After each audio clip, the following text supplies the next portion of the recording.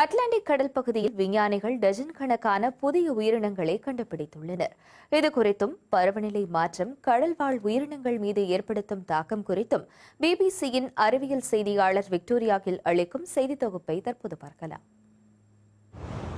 மக்கள் தொகை அடர்த்தி கொண்ட தொழில்துறை கடற்கரையோரங்கள் முதல் பனியால் நிரம்பிய நீர் நிலையங்கள் வரை பூமியின் பரப்பளவில் 5இல் ஒரு பகுதியை உள்ளடக்கியது கடல் பகுதி. இதுகுறித்த 4.5 ஆண்டு கால ஆய்வின் ஒரு பகுதியாக அட்லாண்டிக் கடலின் 12 பகுதிகளின் மாதிரிகளை ஆராய்ந்ததில் டஜன் கணக்கான புதிய உயிரினங்கள் கண்டுபிடிக்கப்பட்டுள்ளன. ஜோஆந்தேரியா எனும் அறிவியல் பெயர் கொண்ட இவை வளையும் தன்மை கொண்ட நீளமான உறுப்புகள் மூலம் நீரிலிருந்து உணவை பிடித்துக் கொள்கின்றன. இது மட்டுமின்றி மட்டி மீன் மற்றும் 5 புதிய வகை பவழங்களையும் ஆராய்ச்சியாளர்கள் கண்டுபிடித்துள்ளனர். அசைவற்று கிடக்கும் இந்த கடல்வாழ் உயிரினம் உணவு மற்றும் தங்கும் இடத்தை வழங்குகின்றன.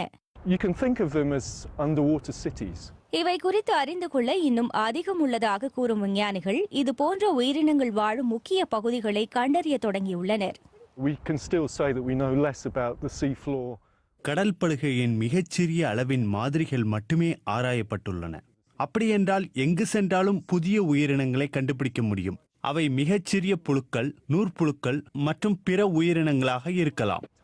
நிலத்தில் உள்ள இயற்கையான பகுதிகள் போலவே கடல்வாழ் உயிரினங்களும் மனித செயல்பாடுகளால் பாதிப்புக்கு உள்ளாகின்றன. தொழில் புரட்சிக்கு பின்னர் வளிமண்டலத்தில் வெளியாகும் கரியமில வாயுவில் 3இல் ஒரு பகுதியை நமது பெருங்கடல்கள் உறிஞ்சிக் கொண்டன. இது கடல்வாழ் உயிரினங்களின் வாழ்விடமான கடல் நீரின் வேதியியலை மாற்றியமைத்துள்ளது. உலகம் முழுவதும் உள்ள கடல் பகுதிகளில் அமிலத்தன்மை சற்று அதிகரித்து வருகிறது.